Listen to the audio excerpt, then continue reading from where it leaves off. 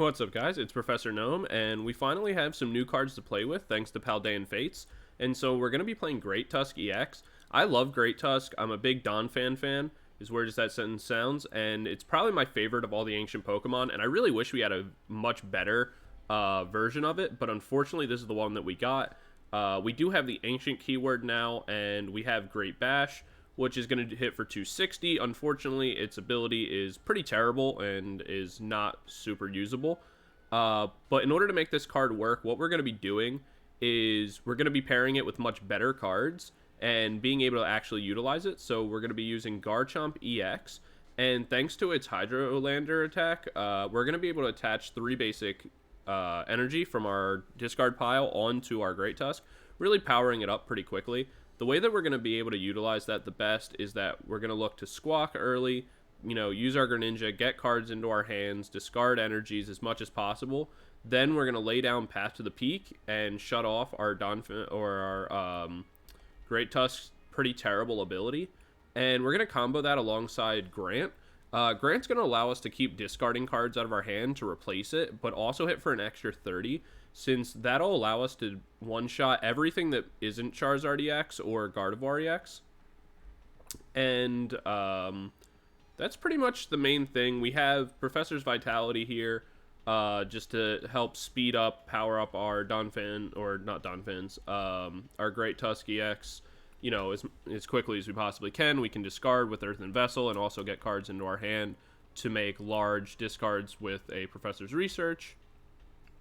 And kind of go from there. The deck's pretty self-explanatory, but I actually think it's really strong, and it's actually a lot of fun. What we'll do post-rotation, I'm not sure, since Battle VIP is pretty important, and so is Path to the Peak for this deck to work. So post-rotation, we're going to have to find a better pairing for it in order to utilize Great Tusk. But as of right now, dropping Path down and then just repeatedly hitting our opponent for 290 damage is something that some decks have really struggled to be able to get past in my testing.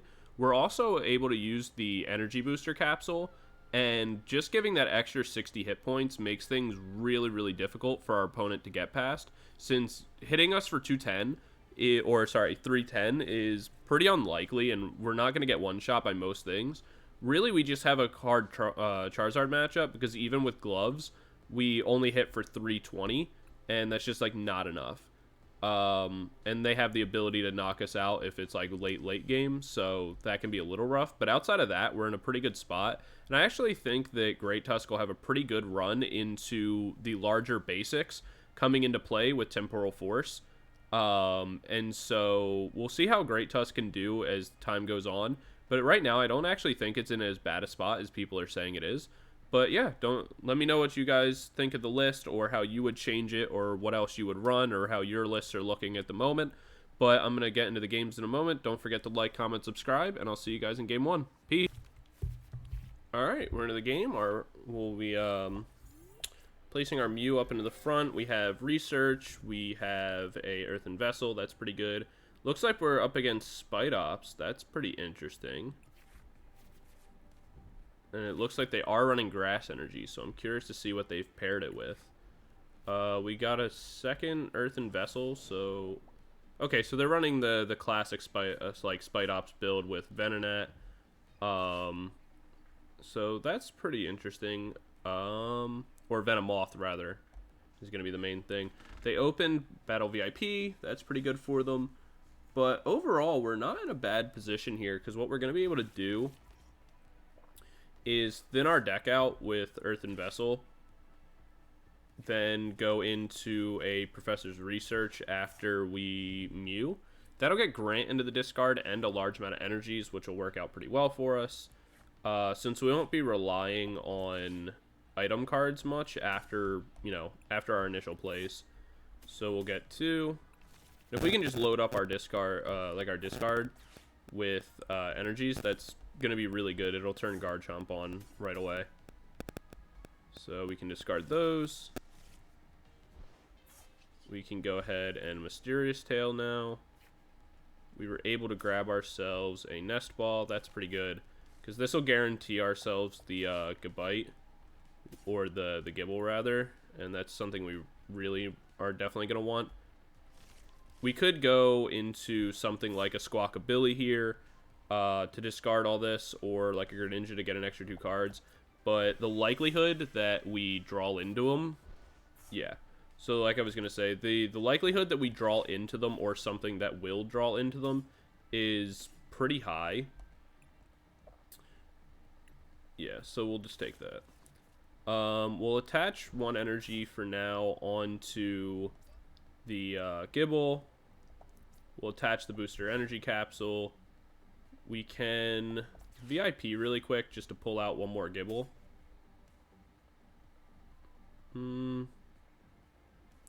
Yeah, we'll pull out another Gible because we're not going to really need to hit very high damage numbers here.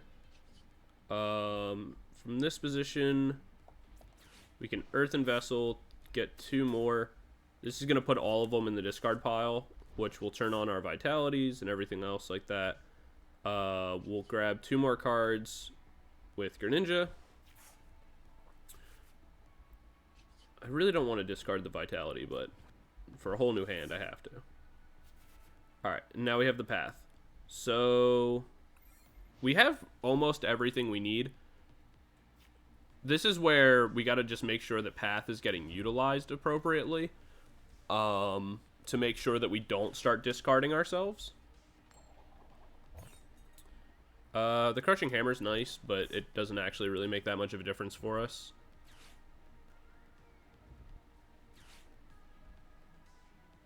The basic thing won't really affect us that much. Yeah, it'll be a little bit annoying for Great Tusk to deal with. But we're about to clear it out with path anyway. So on our next turn, really all we're doing is we're looking for Rare Candy Garchomp. And we can just put that into play. Tails again wouldn't really matter because we still have the 1 energy in our deck that we'll be able to find.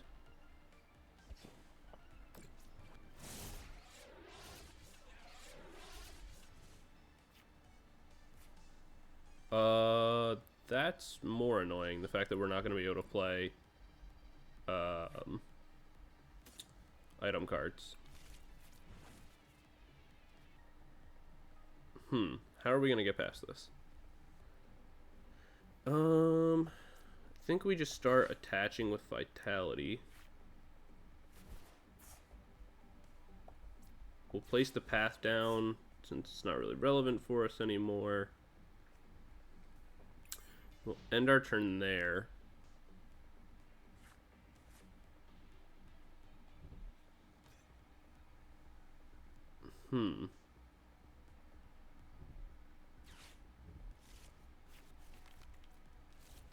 We're gonna have to boss Spite Ops into the active in order to get past this, I think, is gonna be the real issue. Because since we can't play item cards, we can't evolve our Garchomp, and that's like actually what we need to have happen.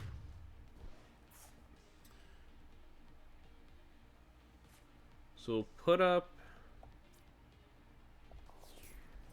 Squawkabilly, because we can always just switch out anyway.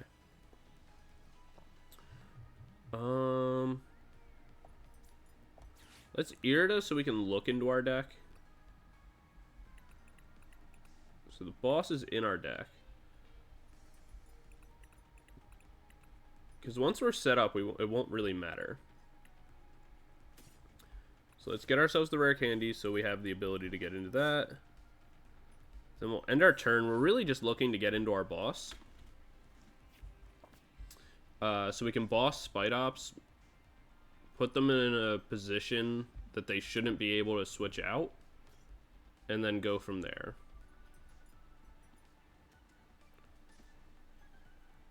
Because once we have Garchomp in play with, you know, an energy attached and our Great Tusk, then the game's pretty much over.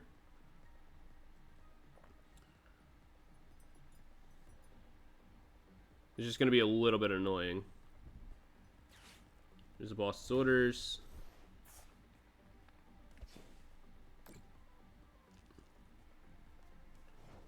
We're immune to special conditions. That's nice. We can't afford to discard this stuff, but we can Iono here. So As much as I don't really love it. We do have the boss for next turn. So now that we have the boss in hand, that's like good enough for us. Now we can just wait on, you know, the other cards we need.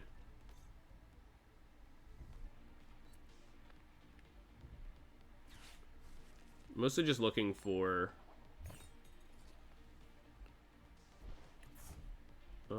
we're in a really annoying position.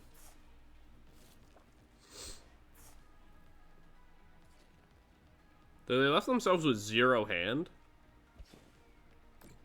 So they kind of misplayed pretty big here. Because once we can... Alright, perfect. So there's our Irida. So we get Rare Candy Garchomp. We can end our turn here. Doesn't really matter that, you know... doesn't really matter that we can't play item cards on their next turn. Because unless they have something that, you know, can beat us here, like, just directly up front, the game's kind of over now. So what we can do is we'll just boss his orders up, pull up the Spite Ops. It can't attack, can't really do anything. We can't really do anything right this second either, but it doesn't really matter.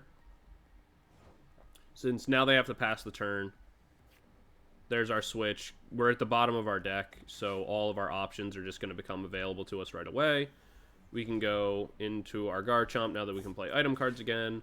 Go into the switch. Go into Garchomp. And now we don't really need item cards anymore. It's not really going to matter for us, so now we just start powering up everything we had.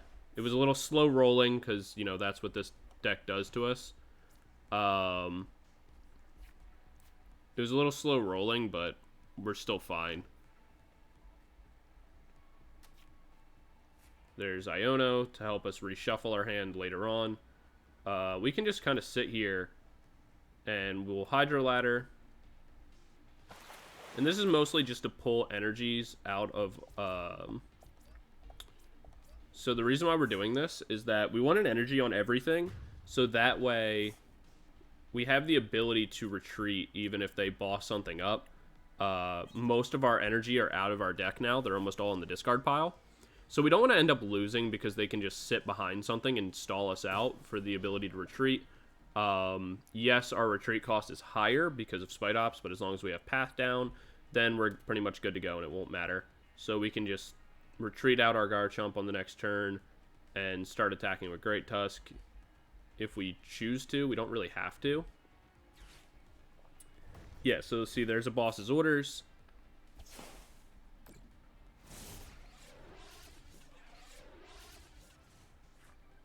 But we're in a position where it doesn't really matter because we can retreat out, go into our Great Tusk, and for right now, there's really no point in drawing new cards or doing anything else. We can just start eliminating, slowly taking prizes, and move on. So there's another Irida. And they're not going to be able to do, you know, anywhere near enough damage to really knock us out. We don't need any more cards in hand. We don't need any more cards to really do anything to win. All we really need is just Path to keep that active, since we don't want to deck ourselves out.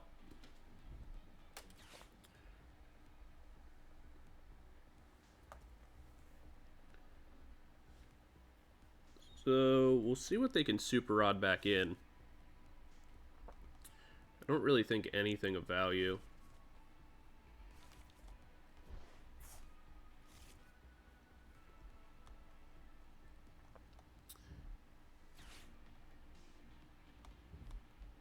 I wonder what they could still go for.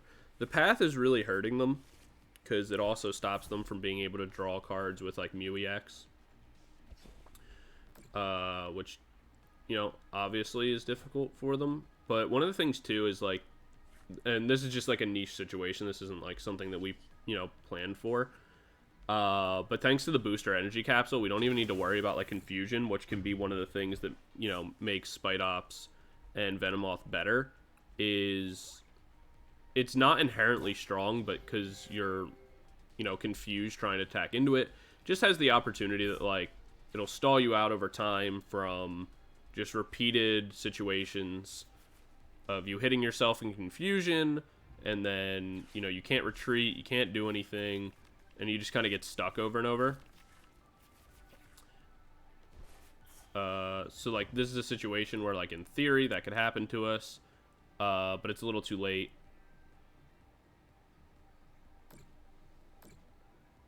Alright, cool. They take one extra prize card. What they should do is retreat, go Alakazam to not give up 2 prizes here, since the game is over if they do. That'd be their best outcome. Then just hope that I don't have the ability to...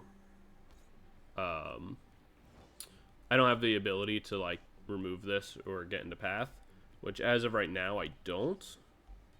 But we can discard the energy, and there's path. Okay, cool. So, you know, we'll knock this out and force in, you know, anything else into their active, and we'll take care of that. So a little bit of a slow rolling game. There's our other Earthen Vessel, but we made the appropriate plays. Obviously, the Crushing Hammer could have affected us, but I don't really think it would have mattered that much, since at the end of the day, if they removed it with Crushing Hammer, we still had another energy in hand that we could have made more of an effort to actually actively search for, get into our Garchomp, and then from there we would just place the energy at the same time that we, like, evolve and do everything else. We just wouldn't put the energy on preemptively, since we know they're looking to discard it.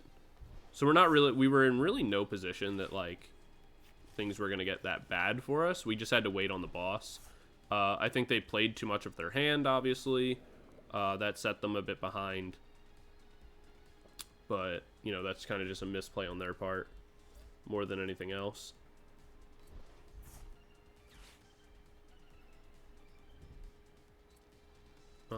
This can actually knock me out, I think. 270. Yep.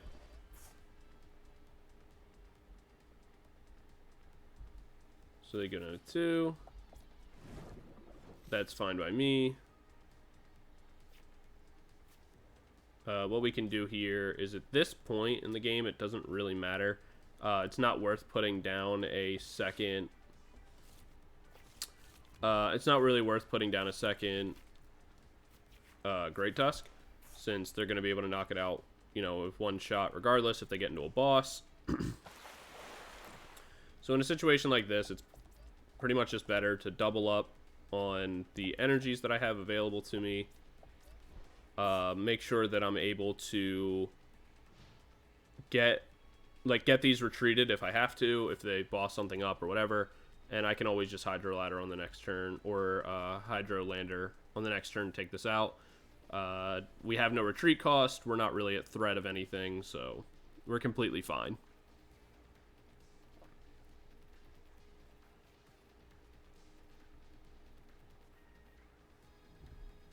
There's an Colress, so we're not at threat of, like, a boss's orders.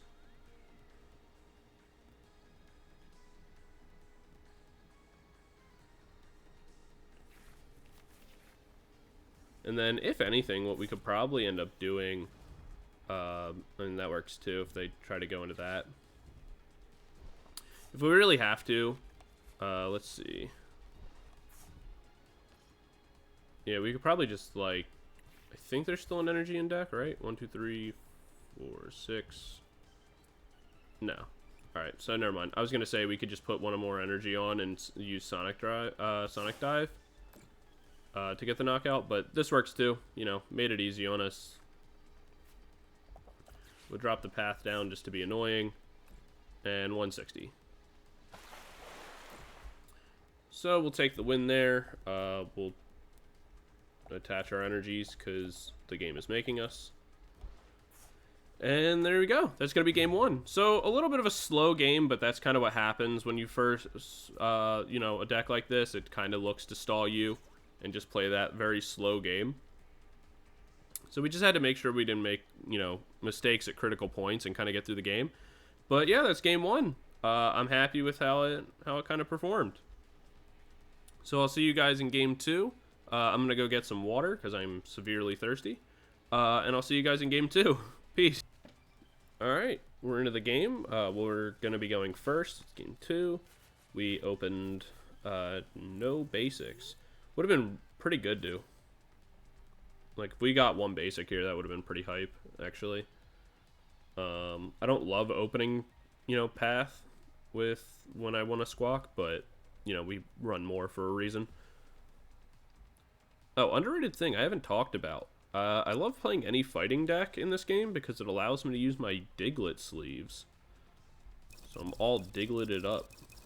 Got the Diglett card sleeves, the Diglett coin, and the, you know, the card box, deck box, whatever. We mulliganed 4 times. That's pretty insane.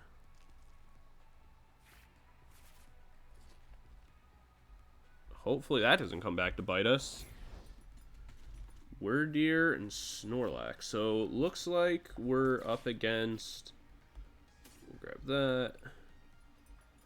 We're gonna grab Greninja. We'll Nest Ball for. Do we want to squawk? I feel like the answer is no. Can we just Nest Ball for a second? Great Tusk. We're up against what I would guess is Lugia, which I don't love, but I don't dislike. Lugia is annoying because it has resistance to us, so it makes it kind of annoying to be able to, you know, knock them out and deal with that, but outside of that, it's not really that big of a deal. We're going to go ahead and discard this other Great Tusk. We don't really need it anymore, and we'll be able to pull 2 energies out of our deck, helping to thin the deck out a little bit and just getting us in a little bit of a better position. We can go ahead and lay down the path now and end our turn. The likelihood of us getting knocked out is pretty low. Seeing the fact that they didn't get Lugia or anything like that out. I like, again, that they put, like, a meta deck as the, you know, free decks that you get with Gardevoir and, with Lugia. But I'm not going to lie, it's really underwhelming because those decks are so old. Like, I kind of would have appreciated if they didn't even do that. Like, if they just went with, like, Great Tusk and Iron Treads, I feel like that would have been totally fine. Or something in that vein, like Iron Treads and the Psychic Bird thing that I don't remember the name of. I feel like that would have been fine as, like, you know, Battle Pass style decks. Because, like, Lugia is on its way out, in my opinion. I really don't think Lugia is very good either. Which is why I haven't really played it on the channel. I don't think the deck's very, very good. I'll have to start testing with it more to kind of see. I'll do a video on it soon since it is the free deck and I want to make something out of it. But yeah, I think Lugia is in a really, really rough position right now. Mostly because Lugia as a whole, it's just so hit or miss. Like, it either pops off and you just win, or there's nothing you can do. Like, it just absolutely falls apart. And I think that's, like, I mean, very clearly, objectively a problem, right? Like, if the deck doesn't function at all, it's either all win or all lose. I just don't think that's a deck that can be successful, just straight up. So we got the Squawkabilly. That doesn't really matter to us. We have Irida, so we can grab ourselves the Garchomp, grab ourselves the Rare Candy. The only thing I can think of is that the reason why, and this is kind of like a weird reason, but the only thing I can think of on the reason why they did, like, Lugia as, like, the free deck is rotations at the end of this month, like, or so, like, I think it's end of March or beginning of March. So, like, rotations coming up, the cards within this, I believe, you know, Lugia don't rotate. So, you know, they're building people a rotation-proof deck, I think. You know, since Silver Tempest doesn't rotate. So like that's cool and all, but yeah, pretty underwhelming if I say so myself. I would have preferred like a bad deck of new fun cards than like Lugia is so old. But I don't know, maybe I'm just complaining. Also, for anybody who doesn't know, the reason why we played the path down is like it turns off our Greninja, but it also shuts off if they evolve into V-Star. Also turns off their Lumineon. Not sure why they played it. I think they're just a little, you know, either inexperienced or tilted at, you know, their situation.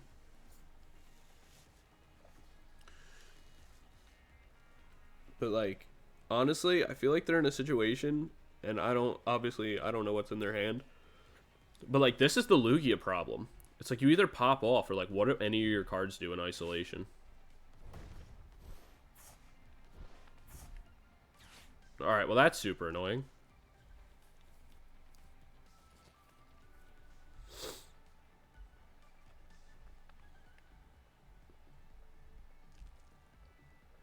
Well, let's hope I draw into a switch, because otherwise I'm about to just start discarding my whole deck away.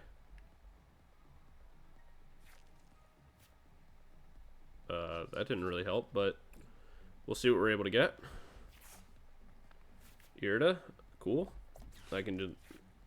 Really, that doesn't do anything more for me than just get me into a switch, but that's good enough for me at the moment, so I don't just deck myself out. We'll go back into Garchomp once PTCGO decides to work.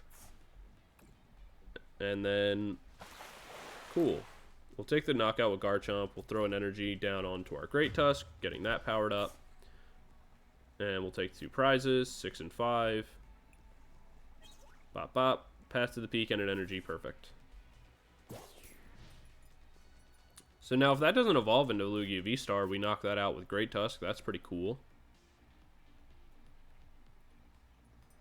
I'm very curious to see what, you know, people are going to be able to do. Oh, so annoying that evolved. Mostly because we can't use, like, Grant or something to get around it. Not that it really matters, though.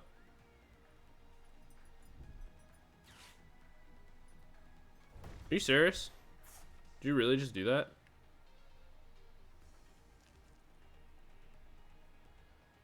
Man, so, like, this is the problem with this deck. Like, obviously I have the out. But it's pretty annoying that it's like, what if I didn't? You know what I mean?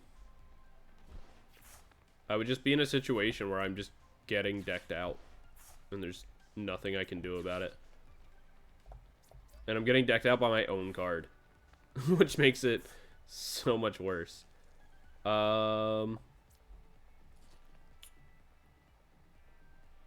guess I'll put the energy down onto this. But I don't really know if that's worth it. It's probably better just to hold on to the energy and draw 2 more with Radiant Greninja.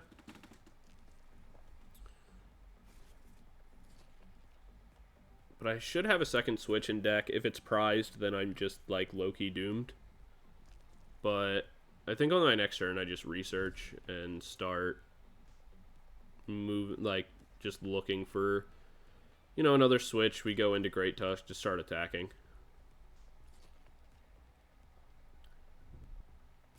Oh, the Iono's fine for me. None of these cards were going to do anything for me anyway. Still no switch.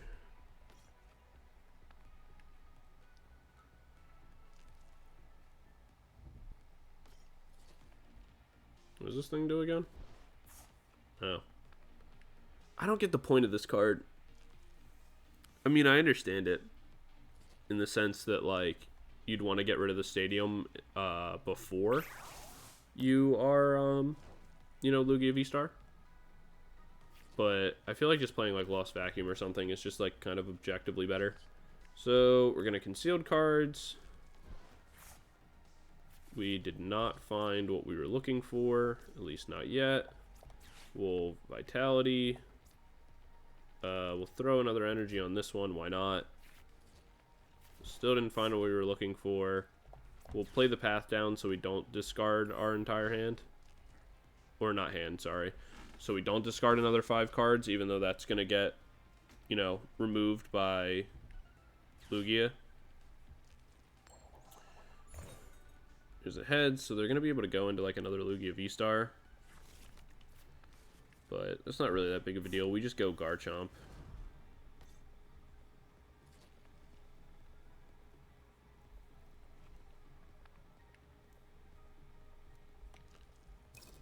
Do we have boss in deck still? I can't remember. We do. Yeah, so we're just going to go Garchomp here, knock out one Lugia, and then wait on our boss, go Great Tusk, and knock out the Wordier. And that's going to be our path to victory. This game has been really kind of boring. There's the research by them. They're playing the Slacking. That's kind of cool. Oh.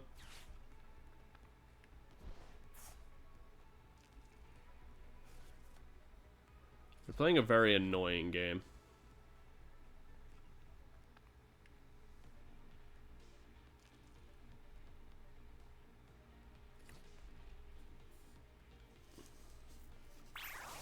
So they're going to knock out the Great Tusk. That's totally fine with me.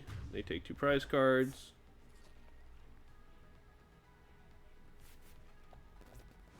We go Garchomp here. And I think we just kind of hold on to the Iono. Is there anything we want from the Nest Ball? Not really. Obviously, we'd love to find Path, but that's just not going to happen at this point. So we'll just attack with Garchomp. Put an energy down on the Gible, and we'll put one onto the Greninja just in the event that they like boss us up and try to like deck us out or something like that. Don't really want to be in that situation.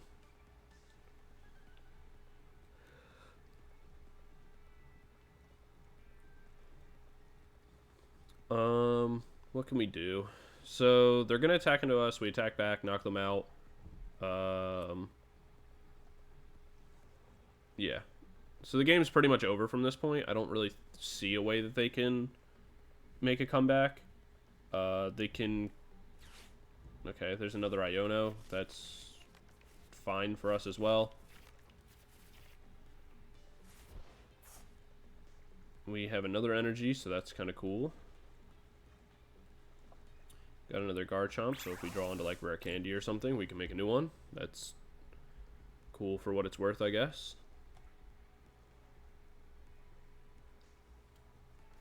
Our opponent's just playing such a slow game. There's Grant. I mean, that's something, I guess. Yeah, we don't really need to do anything. We can just take the knockout here. And then, yeah, we'll take 2 prize cards. Pokégear.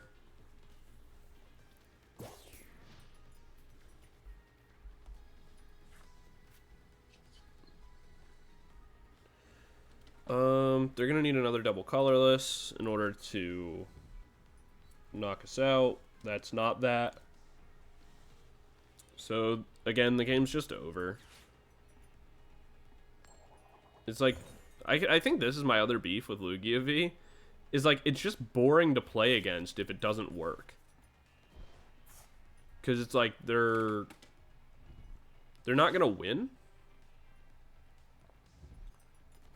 Like, this is a situation where they could use their V-Star power, get into Archeops, get one more, you know, get one more energy or whatever. And, like, that's cool. They'll be able to knock out Garchomp, or at least they should be able to. But then we just go Great Tusk, we attack in. We live, you know, their attack back. Even if we have to discard, you know, 5 cards off the top, it's not really going to matter. Or, you know, we draw into a boss and we're able to just pull any of these up and knock them, like, either of the 2 other EXs on the field, just pull those up, knock those out. and, you know, we're good to go. There's a choice belt. That doesn't really matter. So attacks us again for 180. Knocks us out. They take 2 prizes.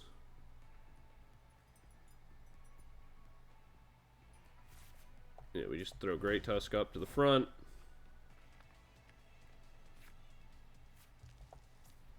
Yeah, so let's play this smart to see if we can pull the boss. So we'll concealed cards, draw 2. Thin our deck out slightly. Then what we can do is Pokégear here, increase our odds, and there's the boss. So we'll just boss, pull up the Weird Ear, and attack and end the game. So that one was kind of boring. We're going to do a game 3 just because that one was pretty underwhelming, if I'm being completely honest.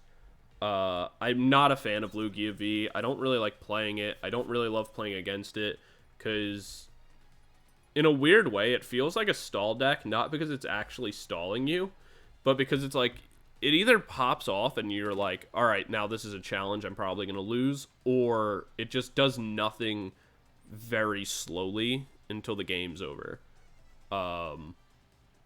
Like, even there, we're not really even in a position where we were, like, worried to lose at any point. So, yeah, that's game 2.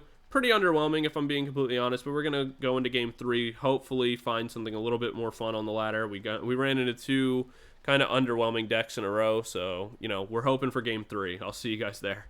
Peace. Alright, we're into the last game. Matching Ditto sleeves, let's go. Great Tusk Force Open. This is not very good at all. Okay, they open Weird Ear. We can assume what they're playing. It's probably that one card, Lugia. That's the one. If it's Lugia again, I probably won't play because that was super boring last time. We'll go this, because we're just trying to get a new hand. Get as many energies out as we can. Throw that down. Get out another one. Let's see what we can get into. There's a Gible. The Pokégear doesn't matter because we're about to discard everything anyway. And we can't play supporters this turn. We did get a Switch. That's pretty hype because we still didn't get into what we were really looking for.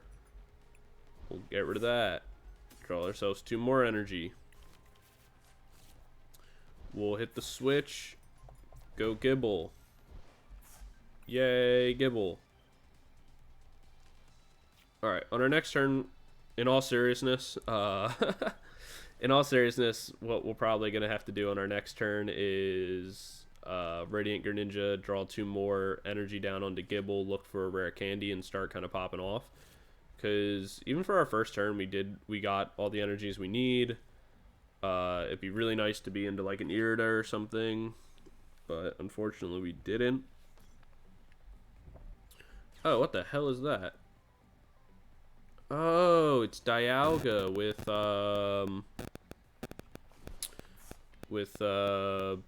Magnezone, I'm assuming. Also, there's something wrong with my headphones, I think. I just keep hearing like a weird, like, little buzz every now and again. I hope that's not coming through on the audio or anything like that. But I think there's something wrong with my headphones, which is pretty annoying. Arven. Wonder what they would get. Probably like a VIP pass and... Nope. Okay. Just a Soul Nest Ball for a Magnemite. Bravery Charm. And an energy. Okay. Nest Ball, we'll use that to thin out our deck. I kind of actually want to grab the Mew, just in case this turn, like, I don't get what I'm looking for. I can retreat out and look for it with Mew. I think that's actually what I want to do. Yeah. So now what we can do is we can go into Gible, retreat, go into Mew, leave that into the active. And like, there's VIP, which is not what we're looking for. But at least we thinned out our deck by one more card than we did before. So that's something. We have something in the active now that we don't really care if it gets knocked out or not.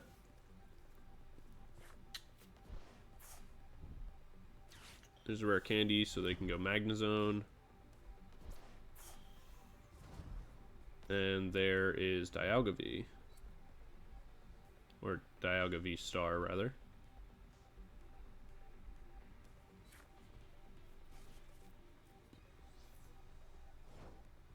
They used their whole hand to get there. Man, can we get something with our hand, please? I think we have to take this for now. Like, objectively. We'll put that into play and end our turn. They used everything they have, so we're not really worried about anything. And we're just going to use Mew on our next turn to find ourselves a switch and start kind of winning the game. Radiant Jirachi's pretty cool. I can see that being useful.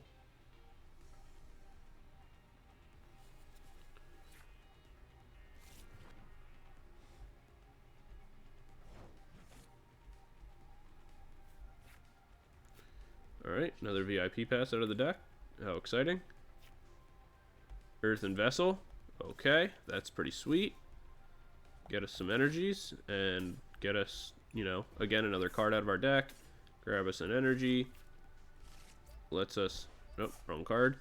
Lets us... I'm really dumb. Oh, okay, cool. I'm just going to discard all this anyway. Alright, cool. So the mistake there that I did, because I wasn't really thinking, is that I could have just attached the energy manually to Mew and retreated. But, you know, it all worked out, so can't complain. Hit for 160. All the energies. Bam, bam. On to Great Tusk. Perfect. And we can go from there.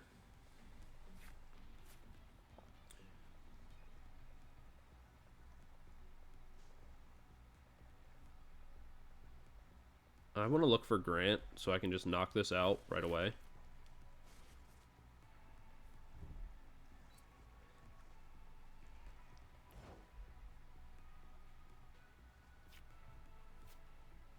That doesn't help me. I'm just going to use this. I just want more cards. Perfect. Make another Great Tusk. And then... So, okay. So, really, I shouldn't attack here. I should just boss up the Magnezone. Or not the Magnezone, rather. The, Dialga. I guess it doesn't really matter. Because they can't knock me out anyway. So, yeah, we just take 2 prizes. Got another path. That's kind of cool. So, like, this situation doesn't really matter. Because even if they attack me with the Star Chorus and they get to take another turn, it won't really matter because our Garchomp lives anyway, so they're just forced to attack into us a second time and kind of waste their V-Star power. If they don't knock us out, then we just go into Great Tusk and knock them out. If they, you know, if they do knock us out, we just go Great Tusk and knock them out. So it really doesn't matter.